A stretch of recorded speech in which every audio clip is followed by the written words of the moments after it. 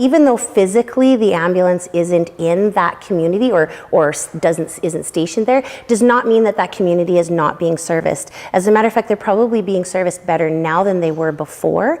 And I don't think people realize that even though the ambulance was actually physically located in their town, that it doesn't mean that that ambulance was there specifically. They were often out on other calls or stable patient transfers or emergency transfers. So I think it's a great thing because we're building better stations with better education. So when a paramedic comes to you, they're better trained, they're fresh, they're not working 96 hours straight. And I think the care that you're going to receive is going to be better.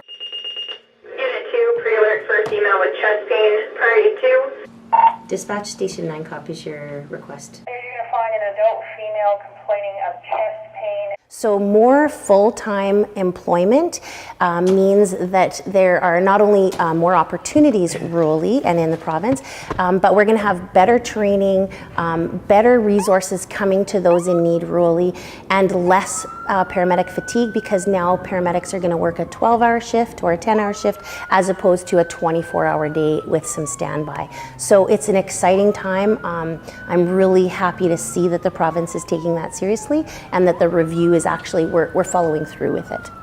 Accidents, overdoses, heart attacks, babies being born. You just never know what you're going to get.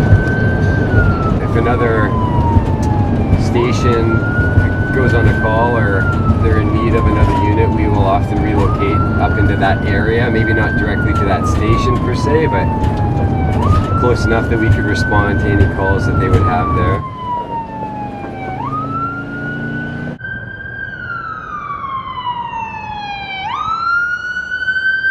I think the biggest misconception for rural EMS is that for a long time we were very much a scoop and run. So you had people that knew basic first aid, who knew how to use some equipment to get you in and out of things, and they whisked you to the hospital. We know things now. We're being trained better. We have better equipment. And I think people have to understand that we stay and we stabilize and then we go. What's your name? My name is Leah. Leah? We're just going to do a set of vitals. Can you tell me what's going on? It's right here, but it just feels like it goes into my back and my shoulder. The evolution of the medications we carry, the skills that we possess, the equipment that we have has come like 100 years. A lot of what you see in an emergency room, we can now do right in your living room or in the back of our unit. So it's very exciting. I need you to take some nice deep breaths for me. Now, paramedics are being trained to recognize these medical emergencies with regards to cardiac and identifying that this patient would be better off than stopping here, clogging up our system here for a doctor to do the same thing. Start that medication, start that care, and whisk them over to Winnipeg as quickly as possible. Now we're recognizing that EMS has the capability of recognizing that in conjunction with conversation with the cardiologist, confirming, ensuring that we are on the same page, and yes, in fact, that this patient would benefit from going directly there because time is of the essence. We have what we call ST elevation, which lets us know that there is an acute injury, acute myocardial infarction or heart attack going on. So the quicker that we get them to the cath lab, the less injury to our muscle that we have.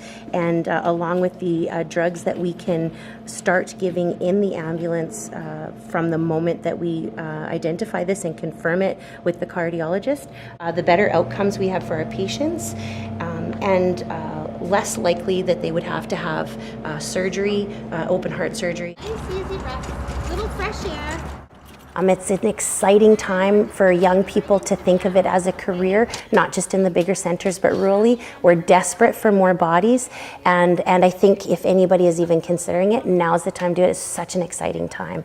It is the best job I've ever had next to being a mom, for sure. Every day is different.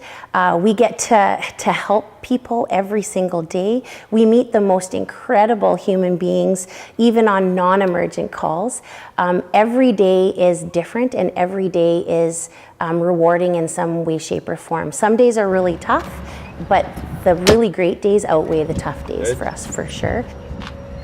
It isn't all lights and sirens. A lot of it is just comfort care and just being a really good human to somebody else. So it's awesome. It's the best job.